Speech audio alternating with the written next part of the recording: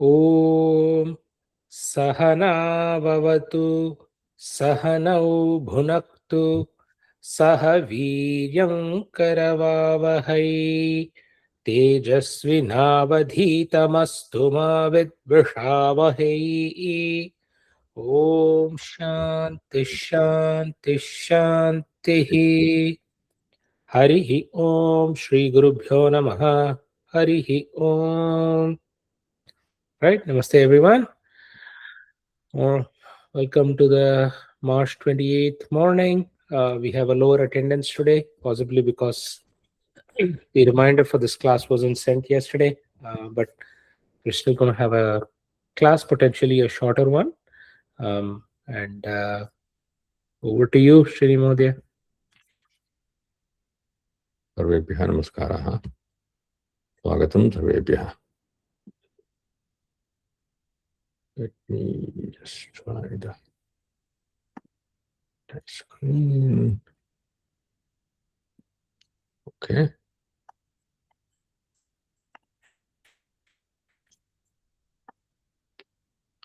Do you see the slide now? Shared? Looks good. All right. Yep. So in the last class, we discussed about, dharma in general and the difference between samanya, vishesha, and all those types of dharmas and how they are ranked so that you'll have to choose one over the other. And in the entire Ramayana, it's been an example of how Rama made his decisions and how it is an example even to this day. So that because when we are in this world, we are executing our duties in the realm of Vishesha Dharma. And the very first question you would ask is, what's my role? What's my context? And which action preserves the larger order? So that is Dharma. So that is justified by the Nyaya Darshana, and you got to have that kind of knowledge, in which we covered, many classes, which is involving evidence analysis, inferencing, and debating methods, and also how the decision is made, ranking the Vishesha Dharmas, right? How principles are chosen over rules, and how Dharma is so context sensitive that the same person may arrive at different decisions because the circumstances would have changed. But all the decisions, as he made as a son, the decision that he made as a husband, the decision that he made as a king, they were very different, but totally right for those roles, and including the controversial topics that we were talking about. And so gave a dharma game analogy, and how Vishesha, in case of Vishesha Dharmas, and what happened when Arjuna said, I won't fight, when he abandoned the role, and what came out of that was Bhagavad Gita.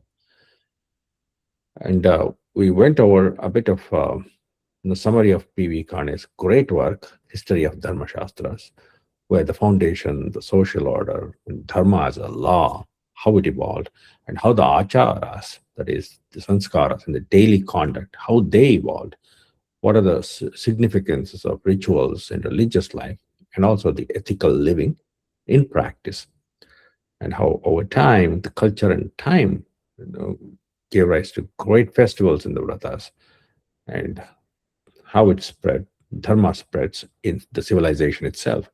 So dharma evolved from principles to roles, systems, and became a lived reality.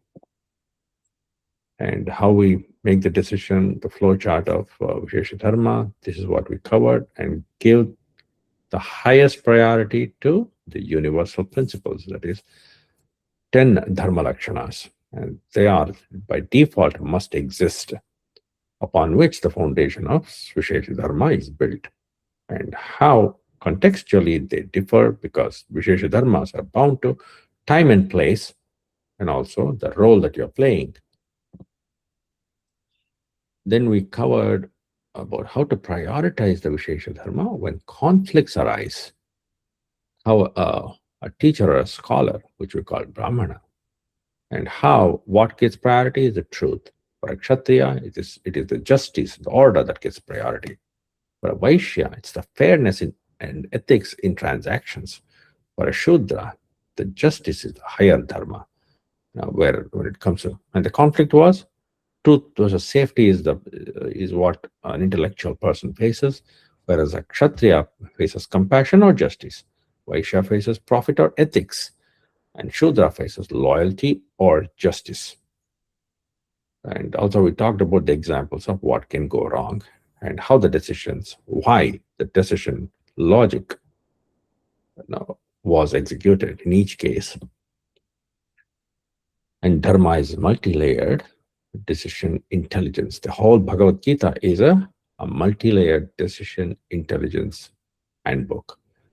And it's not a rule book, but a decision intelligence itself. And then we added the ashrama layer, where the life stage priority keeps shifting, and the dharma also changes for each stage. How learning over action is prioritized for a student, and for a grihastha, responsibility over enunciation, and vanaprastha, withdrawal from the society, and a reflection, a detachment, they all take priority. For a sannyasa, it's the universal over social dharma. And for a person in sannyasa, moksha is the only dharma, and that is non-attachment. And that is the one which goes beyond roles. And everywhere else, you'll have the conflict of,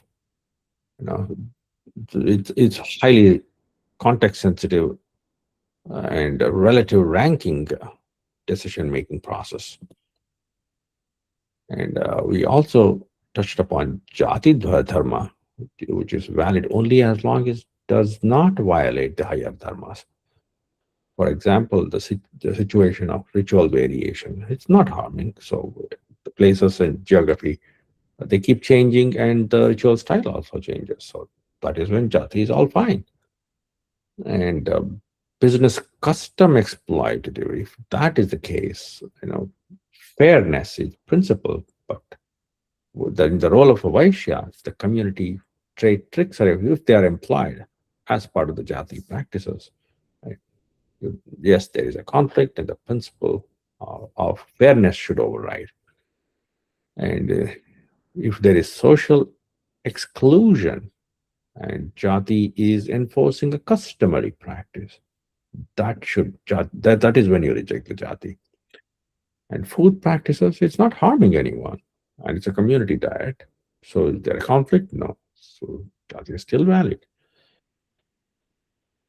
So there are the system of organizing society by itself is not evil, but the certain practices are, and that is what we identified. And that is when you reject the customary practices if they are violating the principle of justice. So that is when we reject jati. So how did we arrive at all these concepts? As we know in Nyaya, it is the whole epistemology, which is based on direct perception. And let's say you look at 3 trees, and you see many trees. And what does the Samanya say? The mind actually recognizes, there is a common feature. Look at them. They all have leaves, there's similar colored leaves, and then there are brown stems and things like that. Oh, that is the Samanya. The universal treeness, or the vrikshatvam, is seen. That is the shared property. And we come up with a word which is called tree, and that tree is called sanya, or the word, and that is the verbal label of the society attached to our defined designation. And we make a category of tree. You see that padartha tree, or the concept tree, involves not only those 3 trees, but infinite number of trees of that are in the present, the past, or the future. And that is this capability of making a padartha or a concept is very unique to humans because of the power of language. and using which the lakshanas or the common property of items, objects, events, people, all have been used in order to build it from the mental model of reality by building layers and layers of conceptual thinking gave us the idea of dharma decision framework. As you can see at the outer concentric, the elliptical that you see in the blue, we have the universal principle that is samanya dharma, below which the vishesha dharmas are varnashrama dharma, jati dharma. Varnashrama is about role-based duties like the brahmana, kshatriya, vaishya, shudra, and the jati is the community duties. It could be customs or traditions. And then we always have, if you have rules, you'll have exceptions. If you have universals, you'll have particulars. So you have broader duties. At the same time, you do have highly crisis-based exceptions too, which are also to uphold dharma, sustain the order, the larger order of the society, which will allow you to adopt to an urgent situation, such as, hey, can you just inflict a bit of harm in order to preserve the life of a person? Maybe you need surgery in certain cases. You need force in certain cases if someone is going and committing suicide. So in those cases, you are preserving the order, that is the life itself, and you make certain exceptions, but in order to uphold a larger dharma. At the very center,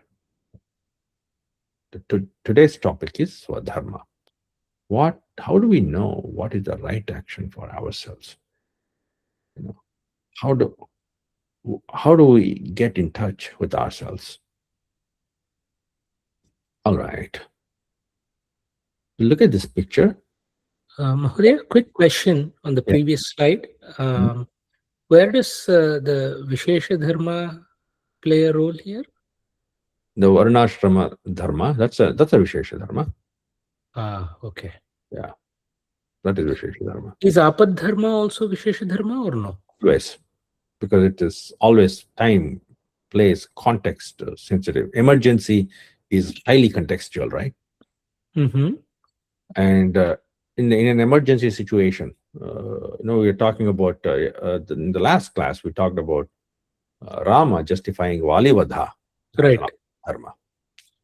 So that was a very, very special situation where Wali had overridden all the rules of a king who was to preserve and sustain the order of the society. But he sent his own brother, Sugriva, on exile and had defeated him many times. And there was no chance for Sugriva to win. And he comes into an alliance with Rama, and Rama protects him, which was his dharma. And the alliance was, well, if an assassination was required, so be it, because Wali was going to get half the power of the opponent. So, which is said, probably metaphorically too, in order to say that Wali was way more powerful than anyone that could face him at the time. In this picture, what does the encapsulation of these different layers mean? So, what I, it under- means, I understand that the there's a contextual dharma, and that constitutes your Vishesha Dharma, but the Samanya Dharma seems to be encircling everything else.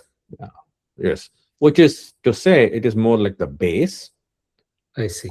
That is so natural and the closest to Rutam, Hmm.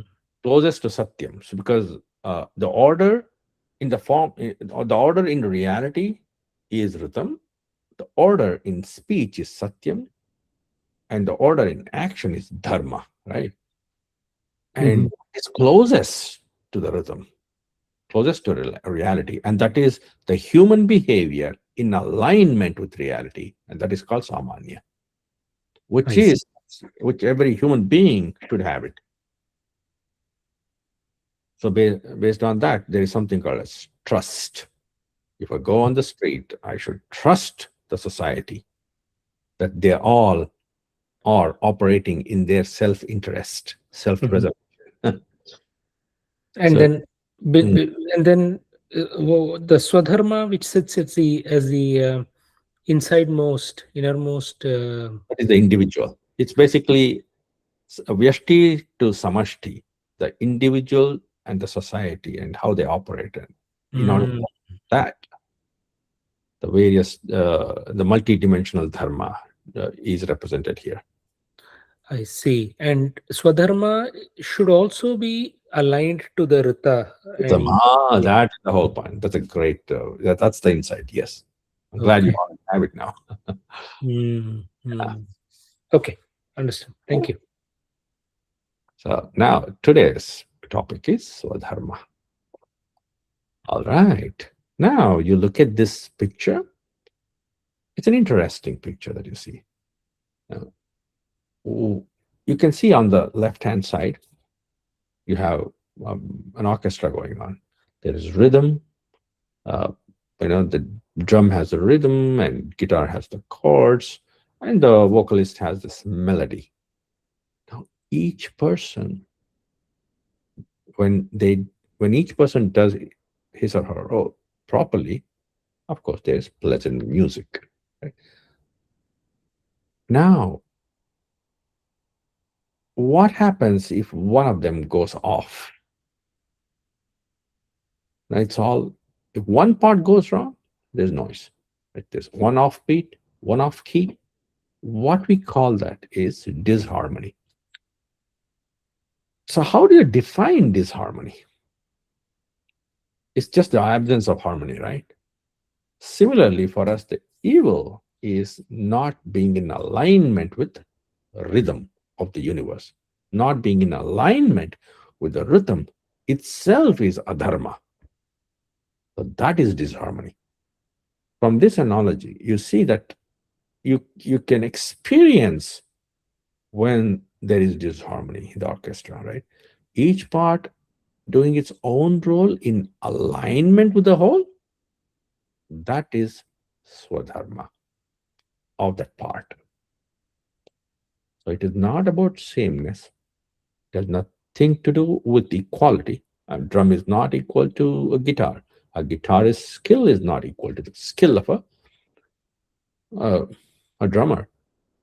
There's no equality, but there is no absence of conflict too.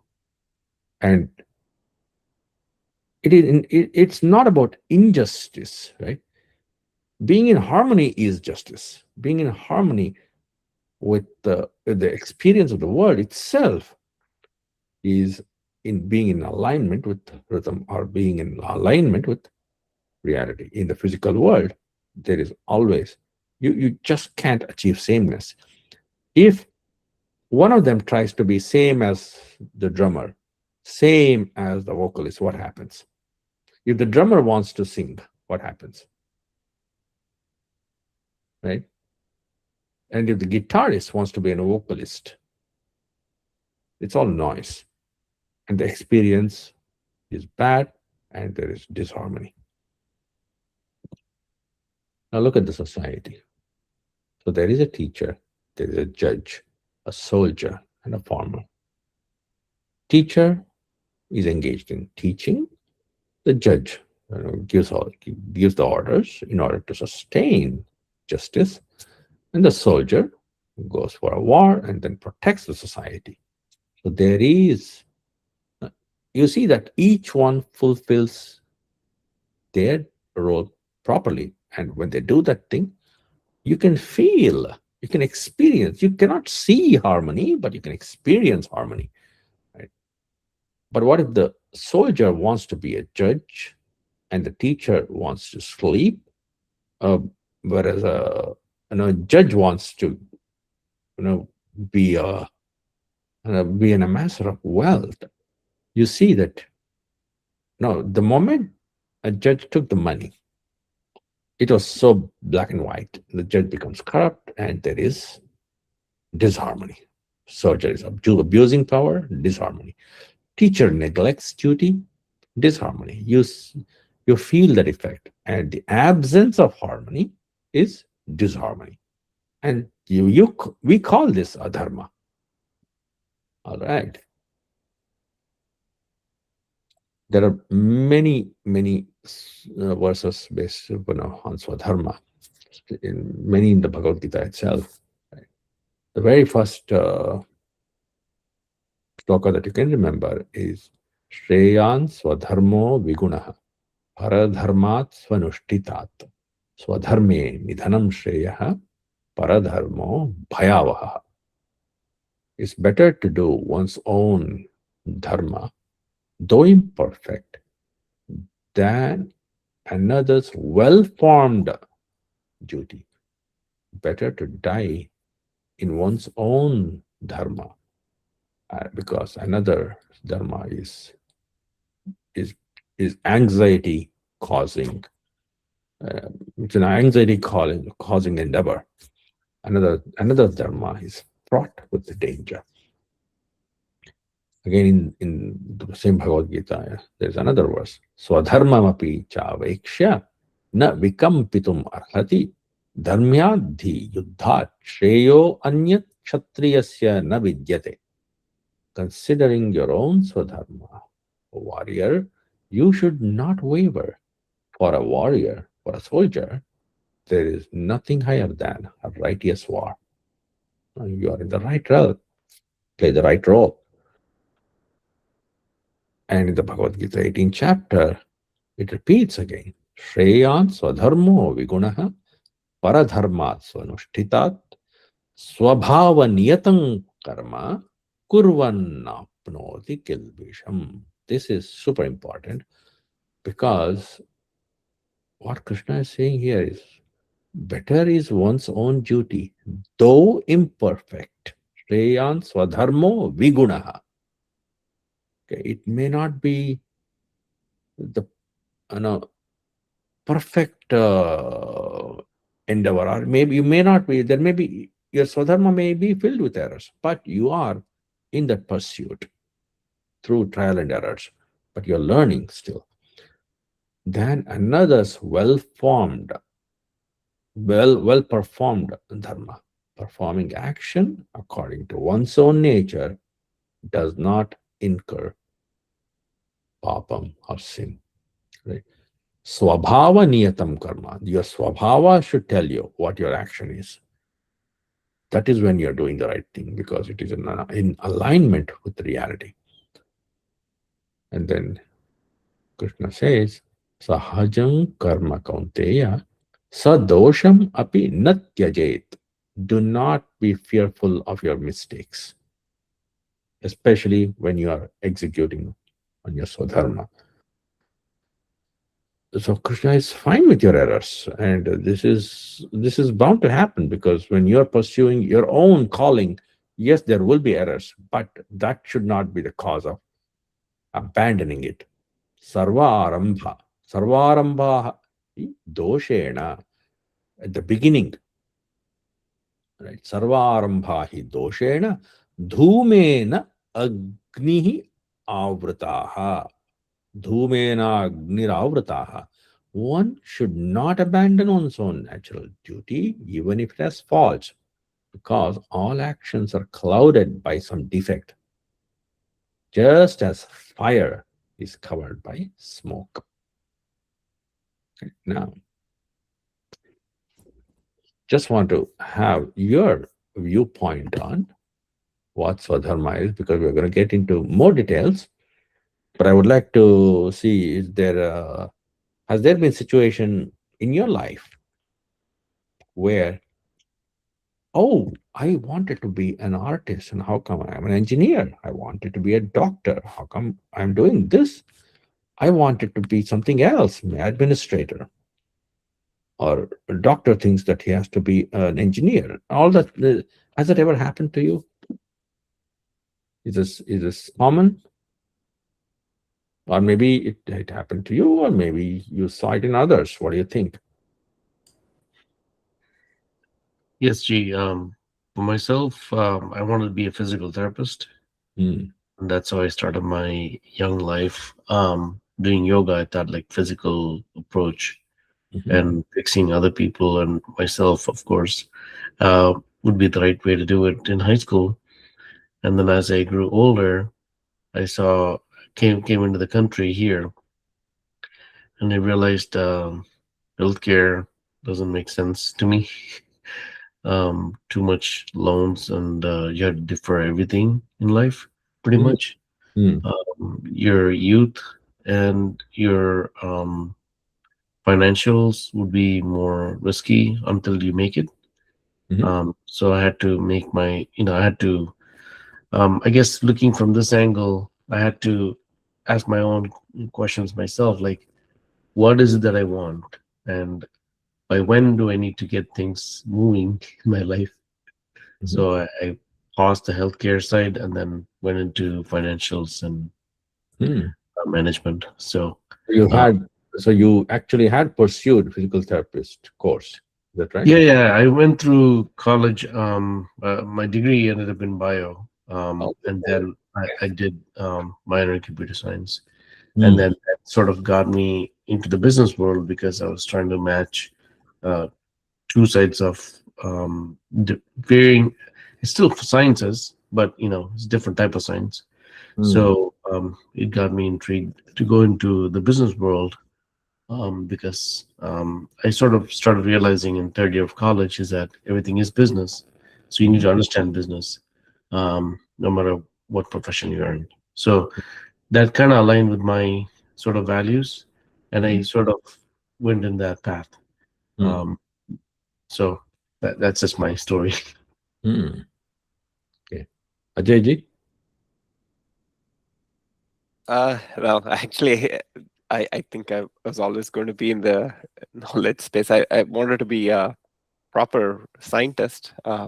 Okay. biologist, but then uh, we have a family profession of being civil engineers. So, that's what I turned. My dad's a civil engineer. My two Okay. sisters are civil engineers. So Yeah, that's you, what I ended so up. when you guys decided something else, or you wanted to do something else, or you're in the right. No, no. The thing is, I wanted to be a biologist, Oh, okay, okay. and then I ended up choosing civil. It no regrets after the fact that I've chosen this, and it's been a very fulfilling career and stuff. So, uh, it's led there. It I I mean, from this perspective, right? Mm-hmm. This question of Swadharma, it's you've heard of career pivots and this thing, right? Mm. Yeah, yeah.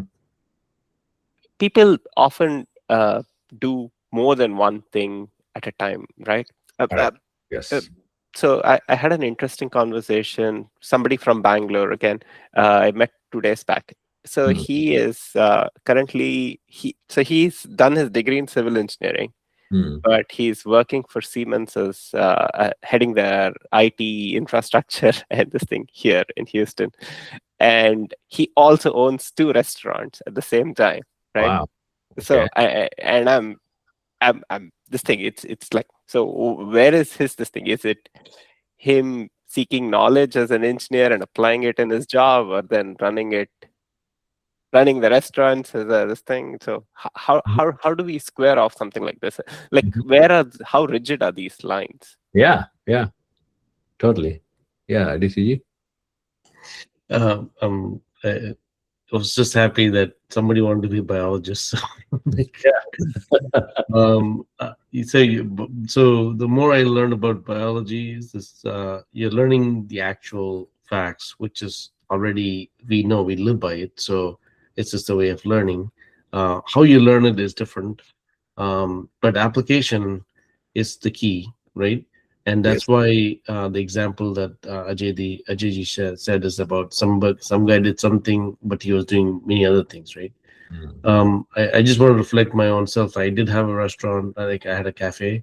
Mm. At some point, I ran a full blown farm growing sugarcane in Texas.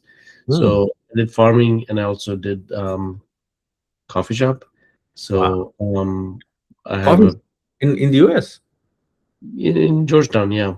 Oh, Um, and okay. I also had I've been in business, financial advising for 20 years. Huh? So it's sort of Right. something that you can pick up and keep up at it.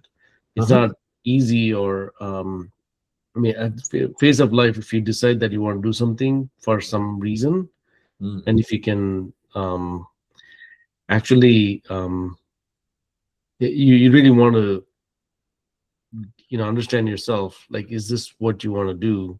Once Mhm. you decide you want to do something, you go with the flow, and you Mm. can do multiple things at the same time. Um, the most I've done is 4 things at a time, and Mhm. then I'm down to 2 right now. Mhm. So as your phase of life moves, Mhm. so will your decisions, and then you'll focus on something that's most important to you, and then um, you'll align with your dharma, right? So dharma, that you're always keeping that in check, and then um, that the whole concentric circles is like perfect. Yeah. It's like Swadharma aligning to the Samanya Dharma. It's like amazing. Let me ask you this question. Any of you actually. Is Swadharma a choice or a discovery? It's a choice first, and then it's the discovery is always there as long as you're seeking, Mhm. because you have to be seeking your own self. Um, So how so you okay here? Swadharma is internal or external? it's internal thinking, but Mm. based on external factors that's impacting you, and then how you block things that don't impact you, Yeah. and then you make your decisions for your goodness. Is profession Swadharma? Yeah, by choice, yes. Is skill Swadharma? Yeah, everything's Swadharma. I mean, I don't see it, something is not a Swadharma. I don't see anything that is not a Swadharma. Can you My have question to you. skill which is not your Swadharma? Yeah, you can, but the decision is like still up to you. Like how well you're going to love doing something out of passion, whatever the passion is called, right? Um, how passionate you do it, it shows up to Mhm. others. So you could be doing something that is completely not made by you. It's Mhm. like made in USA. It's like made by you, right? Sort of. Yeah. Um, Yeah. that will That's show if distinction. it's Yeah. not truly you. It shows up. You may Yeah. be great, but you may not enjoy. But you might be pushing your limits to be something that you're not. Mhm. But you can. That will only last for some time. Yeah. And Deepakji, do you have an opinion on whether it is a choice or a discovery?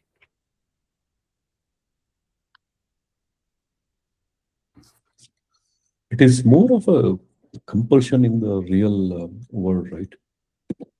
So So the that's my external world will tell you what your Swadharma is. Compulsion in the sense yeah. of In the current context, yes, yeah. current context. I mean, Swadharma. See, Swabhava Niyatam Karma. Krishna defines it. Swabhava led karma is Swadharma. That is his definition. And Swabhava is internal or external? Sabhava is internal. Internal. And that should lead, it seems. So you're saying that there has to be an external forces that should be playing their part. Then I can discover. Uh, in the basic principles, it is internal. Hmm. Okay. Okay. But when So it comes to the say something. real world, right, uh, for the living, it comes from the external forces, to survive. So it sort of shapes your thinking and Yes. uh, gives you a channel. Yep. Okay. It's a channel of expression, right?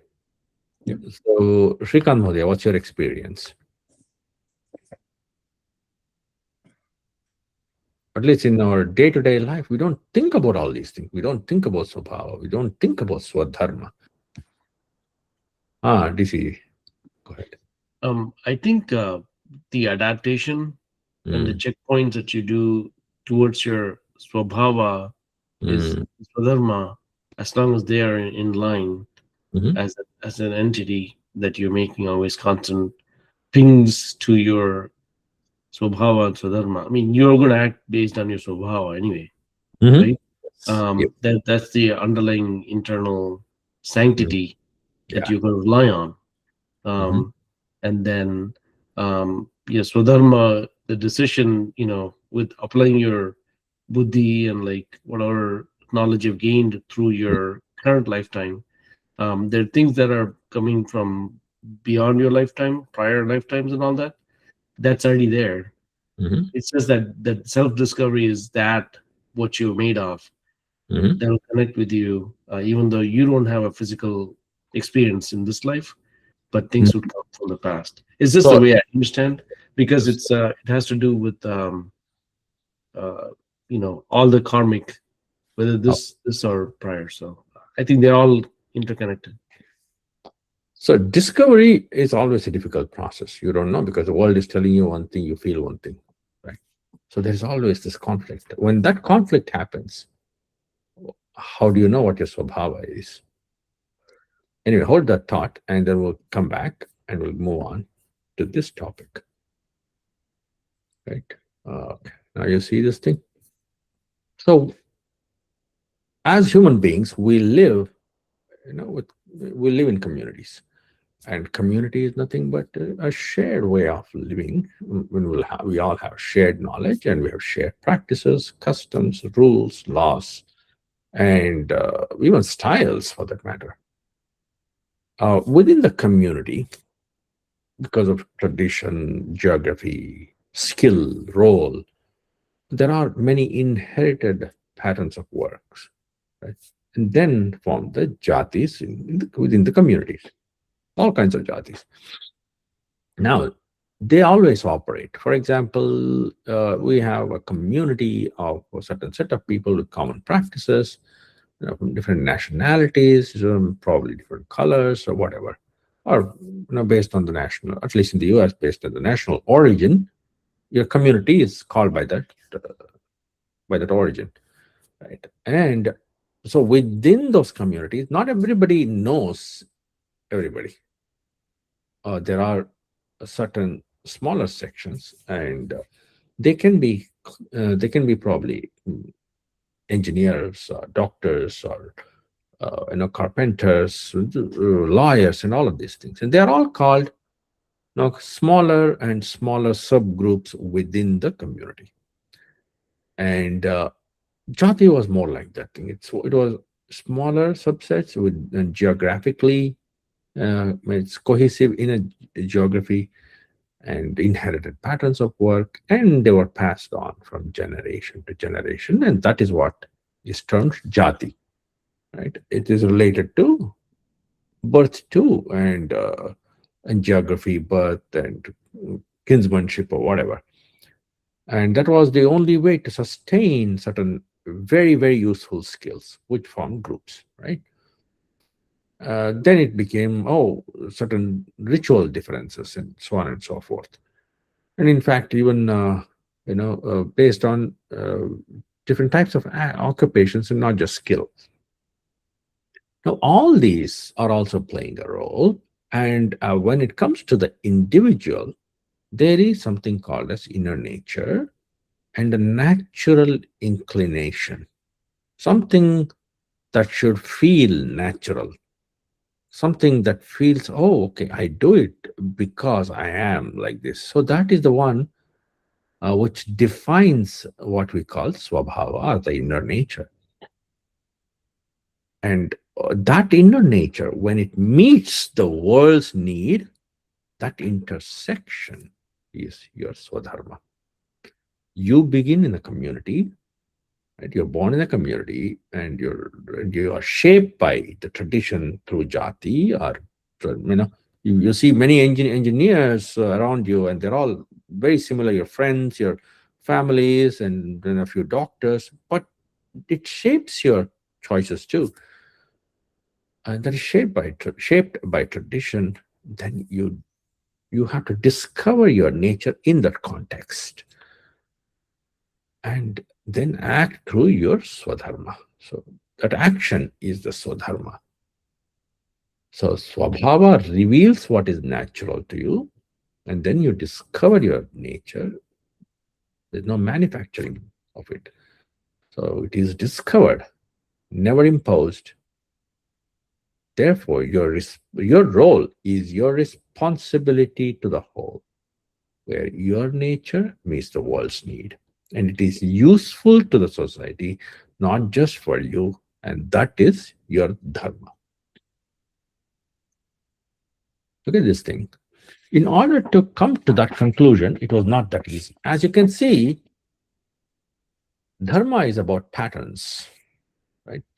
The patterns that are in alignment with your inner nature. So that is swadharma. They're not skills, they're not occupations, they're not professions, they're not labels that are given by the society.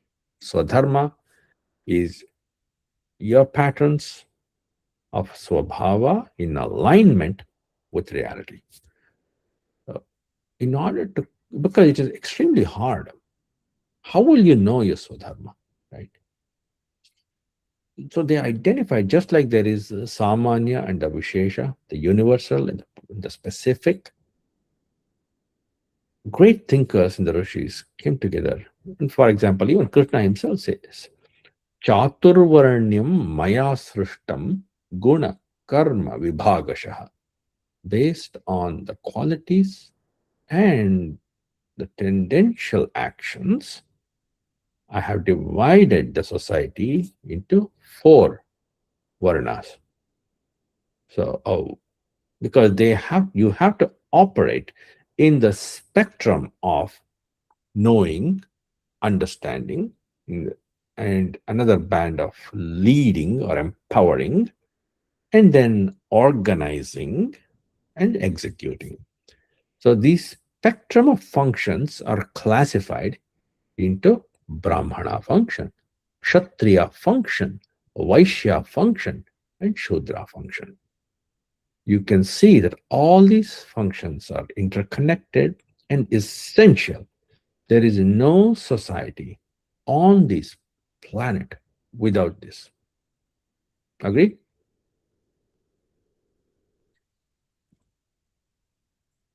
Let's go back. Gee, I have a quick question.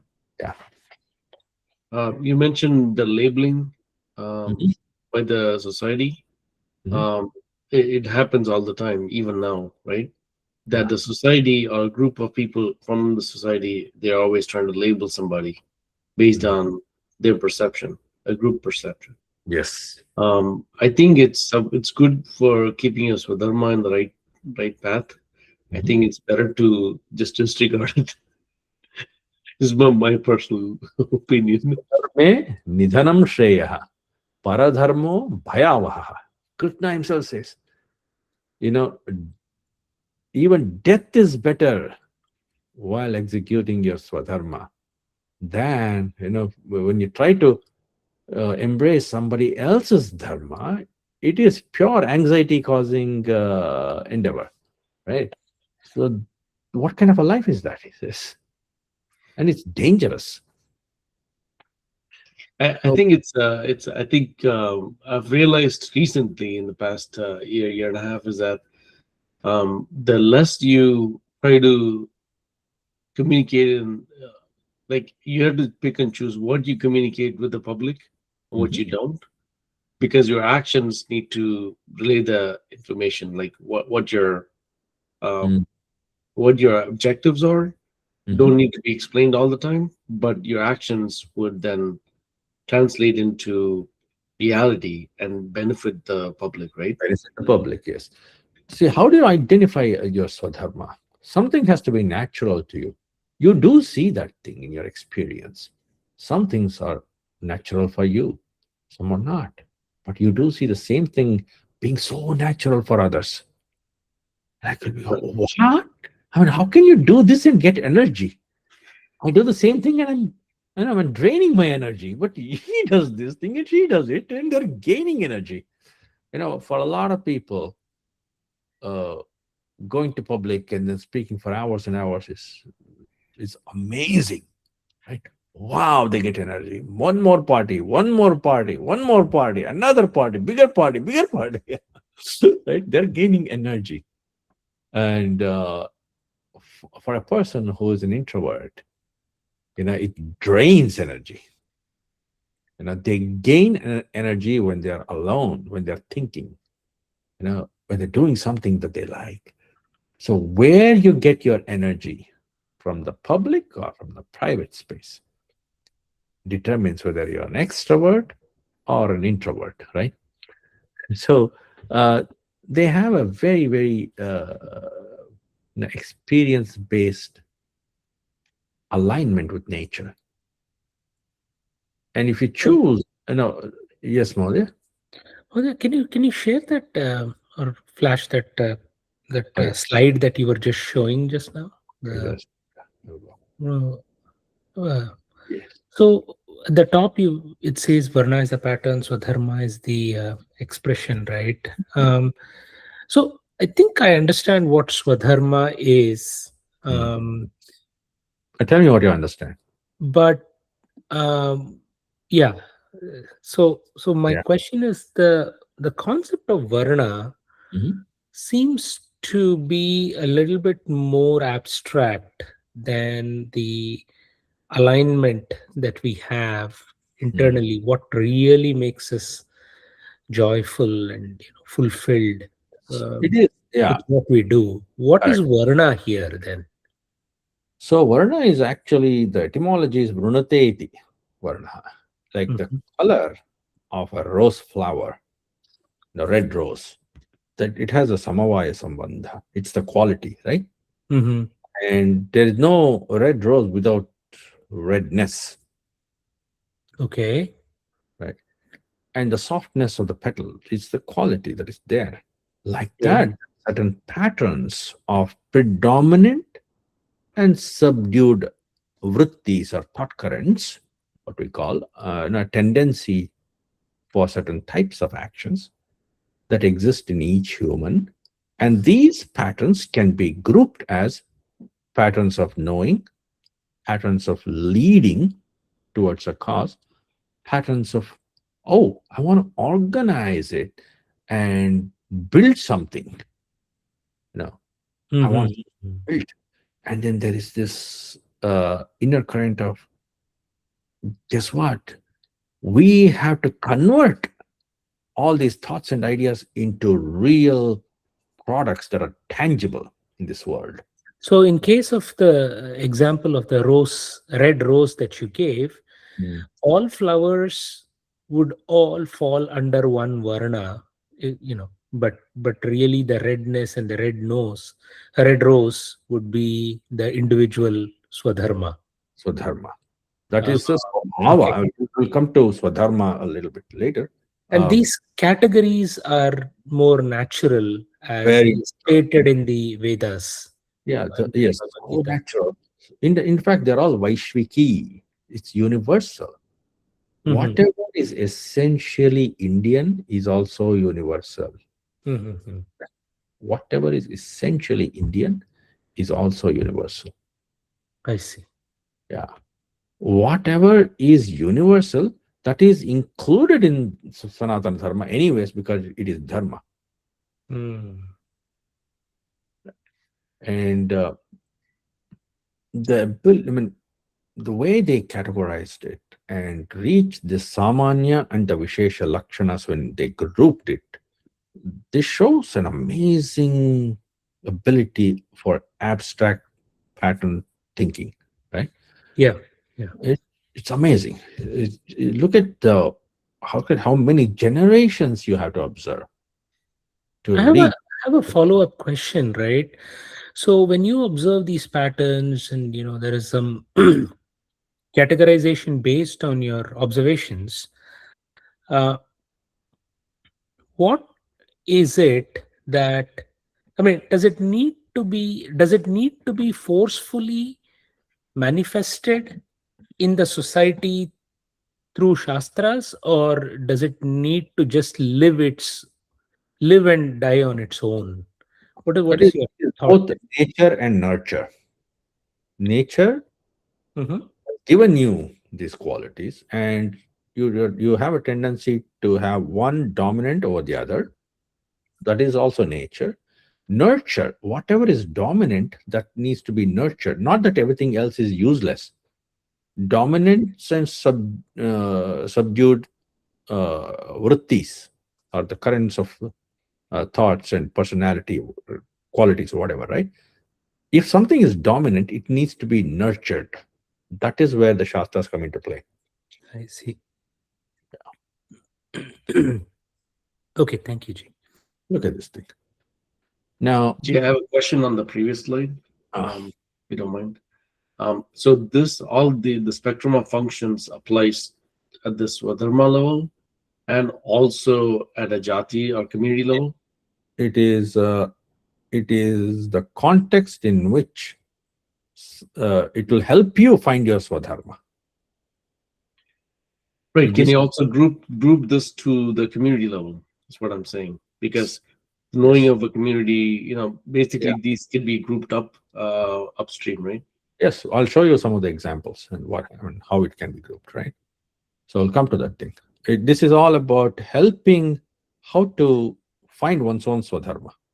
Okay. Also, Mahodaya, here when you say Varna is the pattern, what you're essentially suggesting is Varna is a pattern-based grouping.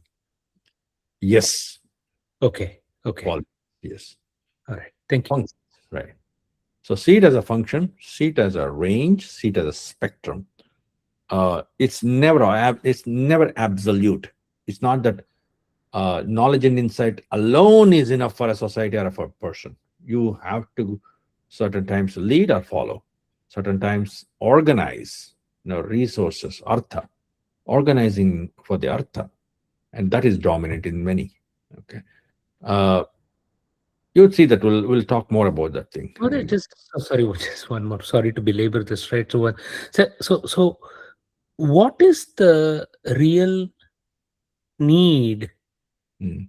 to make these observations?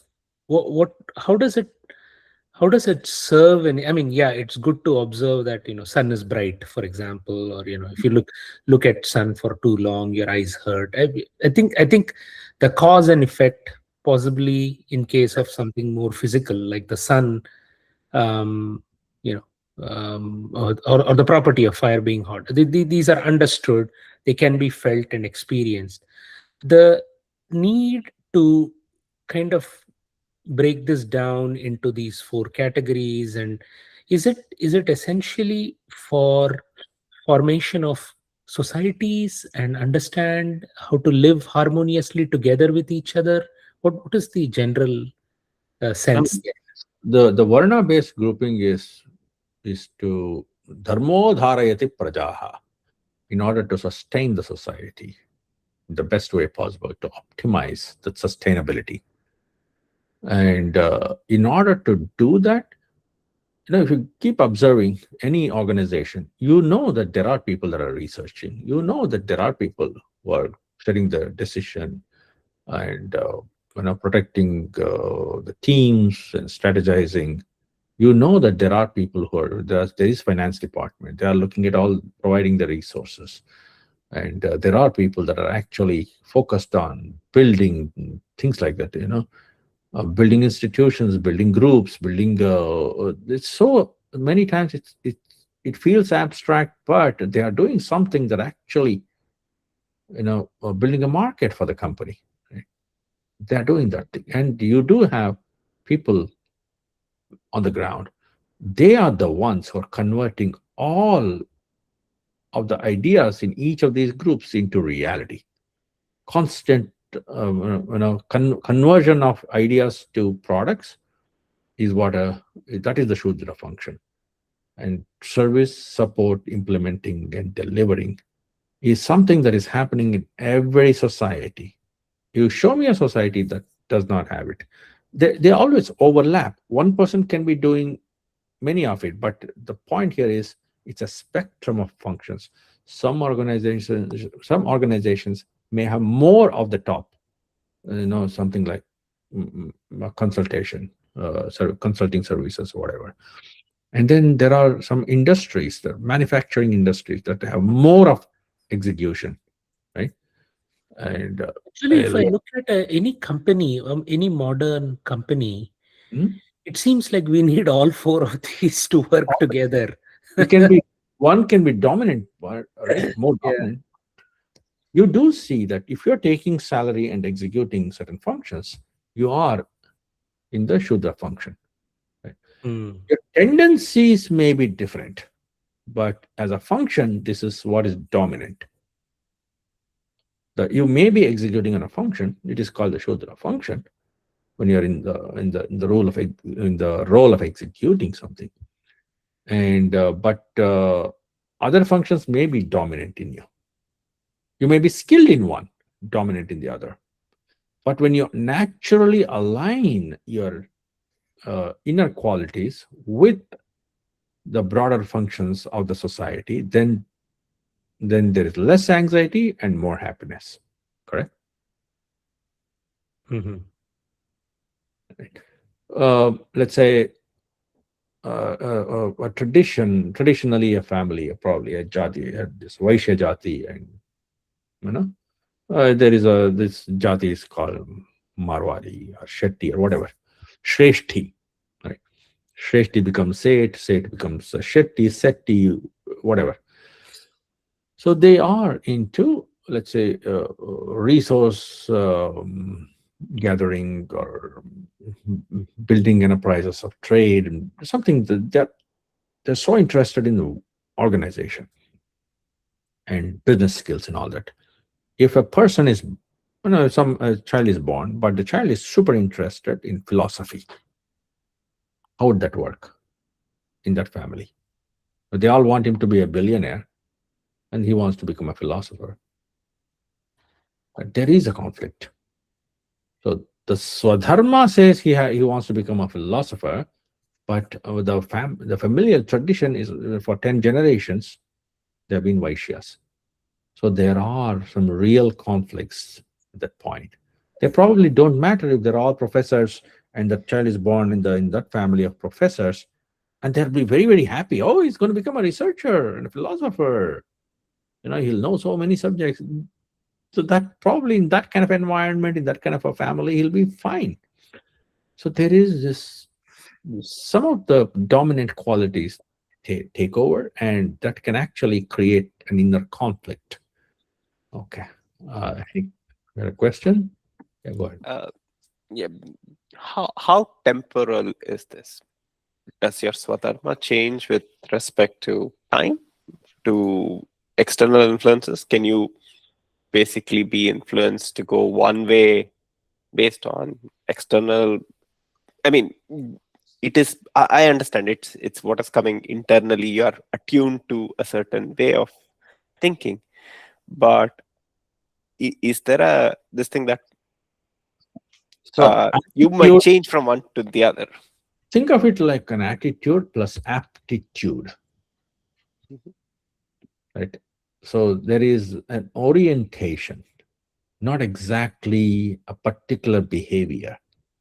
It's all about tendencies.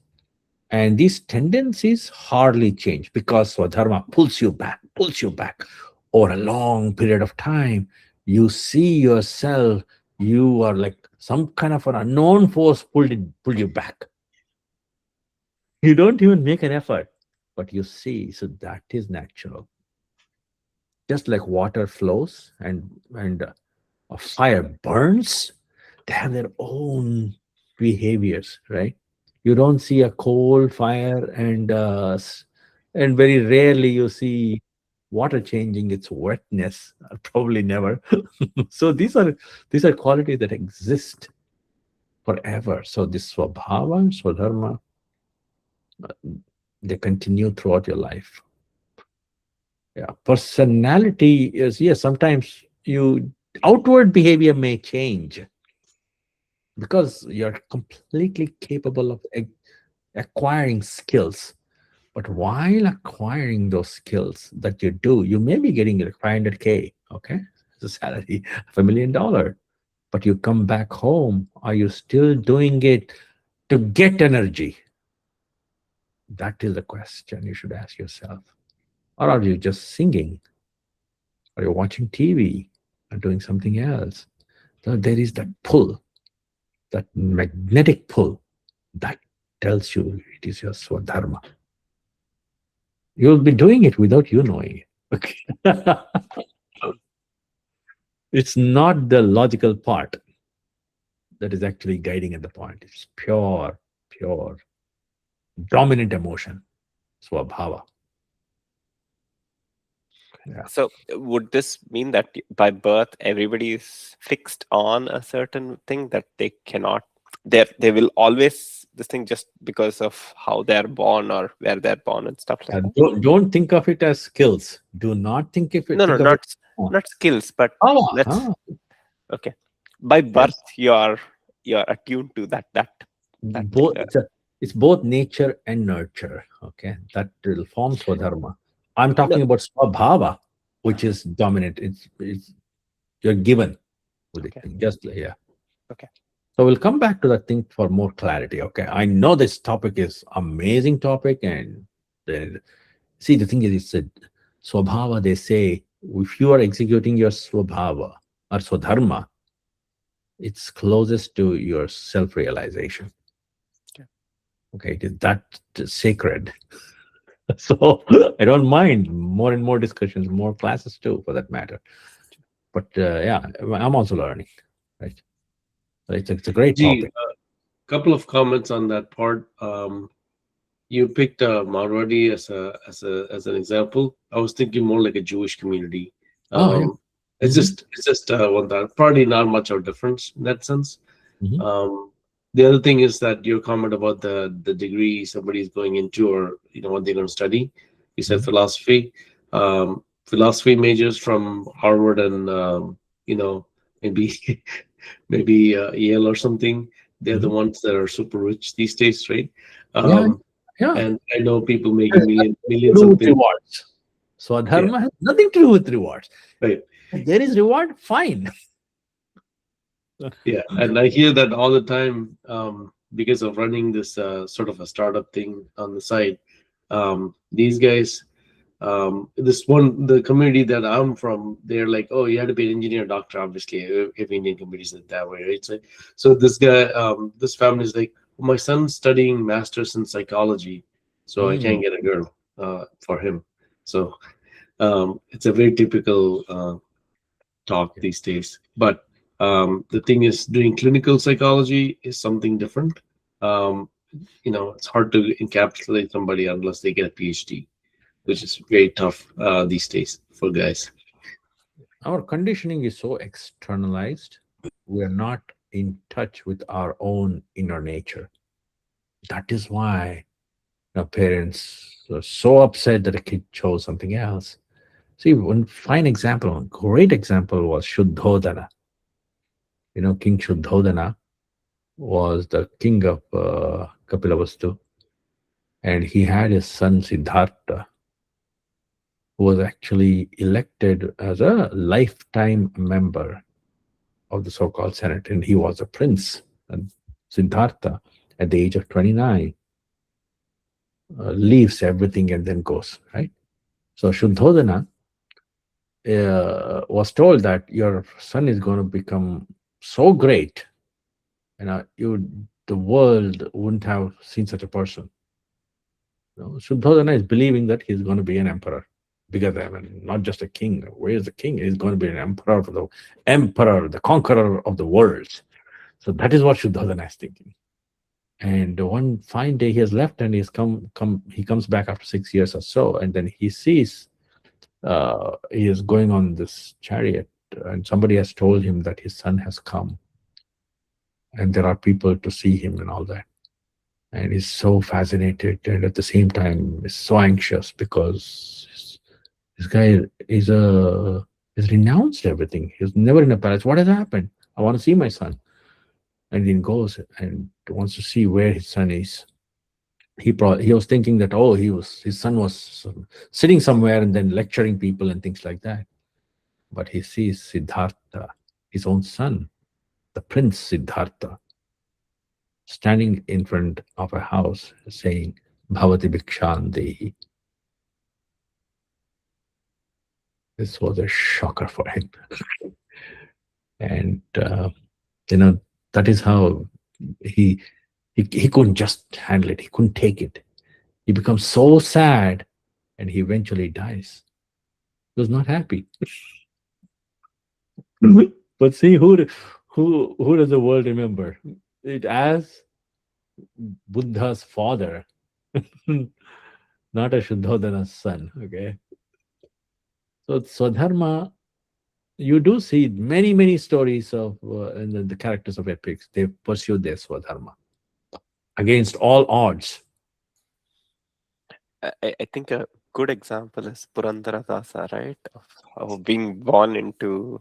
Oh yeah. Great example. He was called Navakoti Narayana. He was the richest person in Vijayanagara kingdom at the time of Krishna Devaraya and all. So he was the richest and wealthiest person in the golden period of Indian history. He leaves everything and becomes a poet and a bhakta. Of course, he is remembered. I mean, there were many rich people at the time, but people know only. Purandaradasa is not known for his wealth. He's known for his great poetry, which made the Upanishads available in the simplest of language. At the same time, he's also considered the father of Carnatic music. Such examples. Okay, so now let's come back. So now you understood this as spectrum of functions, and let's go in. What happens, when Swadharma is not followed, right? So we saw that Swadharma is based on Satya, and Dharma is the whole. I mean, Ruta is all cause and effect of in the natural order exists, and they have discovered Dharma. They have discovered Varnashrama Dharma. And all these societal dharmas are being implemented. And individual duty is what we say Swadharma. If there's a breakdown, and breakdown actually happened at the time of Mahabharata war, Swadharma failed. Arjuna refused to fight. And that is when, if he does, Krishna explains, Dharma breaks and injustice spreads. It's not about, Kauravas won, what happened? Nothing happened to the Ruta. No, it is not about something happened to the Rutam. What happened is the misalignment with Rutam. Rutam itself doesn't break or anything. Right? It is what it is. Cause and effect in the natural order, they don't change. The sun comes at the same time, the moon comes at the same time, the seasonal changes happen at the very, very rhythmically, and that won't change. But misalignment, injustice spreads, more violence spreads, and corruption spreads, destruction follows. So there is misalignment with them, is what they are talking about. It's adharma spreads. So you can see that darkness or disharmony is, you can't define them. All you can do is, darkness is the absence of light, just like disease is the loss of health. So disharmony is the absence of harmony in human transactions. So it's the absence of alignment to reality. So therefore, adharma is considered the disruption of that order. But when each part stops being what it is meant to be, the world stops being what it is meant to be. So there's always a connection of part to the whole and whole to the part. So in this culture, they don't see a difference. That's why you do see, even in even in the fractal designs of, because it's always there in the nature. The part resembles the whole. And even in the temple, you do see in the gopurams, the part resembles the whole, that fractal patterns. So that is how they see the pattern. It may be differing in quantities, but in qualities, yathande tatha brahmande. So what is in the smallest is also in the biggest. Okay, so now, in terms of essentials, now, how, let's say someone has determined, oh, he or she has to follow Swadharma, and they follow their duty. Many times the society does not acknowledge, or let's say that the person wants to become a singer, or the person wants to spread knowledge and he wants to become a philosopher, right? There is a chosen service, and is it useful to the society? um, yes, it can be. That service can be temporary or pure self renunciation of everything, right? But it is still aligned with the harmonious state. He's becoming, let's say he's become a moralist or an ethicist, or anything that is that he found, okay, it's useful to the society and I love it and I will do it, and I have business skills and I want to build businesses. So all these things are natural, and maybe that person is doing it but nobody is paying it. With all these skills, with all these tendencies, he doesn't get paid. Now, should one pursue or not? That is the question, right? Yes, one should pursue. And no payment comes. People don't see it. Many times that happens because you're born in the wrong time, wrong place, right? But you're doing the right thing. Who is at fault? Just want to just turn it again for a discussion here. Who is at fault when you choose your swadharma and there is no reward? The corporates don't find you useful. You don't get paid, and maybe you get paid less. Kala. Time? Kala is at fault? It's Now, not where at is fault. Uh, It's the acceptance that times change and contexts yeah, change. that has changed, right? Yeah. But if you are doing your swadharma, wouldn't it mean that you should be inherently happy, irrespective of what? I mean, there might be Be happy, yes. pressures, but Yes, inherently happy, yeah. That is there because the moment he found him, water is happy while flowing, they say, right? That is its nature. And that happens. Even if you resist it, it happens. It'll find its way and it'll pull you back. Maybe after 10 years, maybe after 20 years, it would have pulled you back. Many people have found it after their retirement, okay? You see that? Many people, yeah.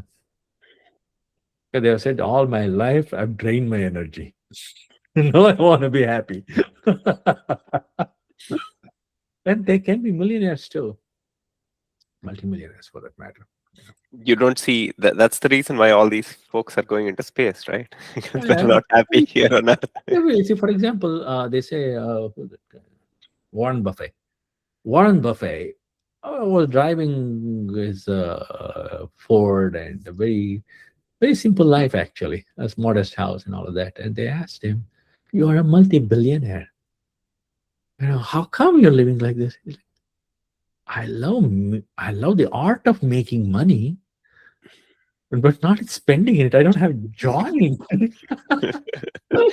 being ostentatious about it. You know, he's a very simple guy, and people were astonished. So it's some people they have their natural tendency. It was like a game. It's a leela. It just plays. And of course, the society has to nurture it. The school has to nurture it, and that was the function of the gurukulas too. The aim of the guru is to help the child to find his or her swadharma, right? And that if that doesn't happen, there's always a conflict and unhappiness.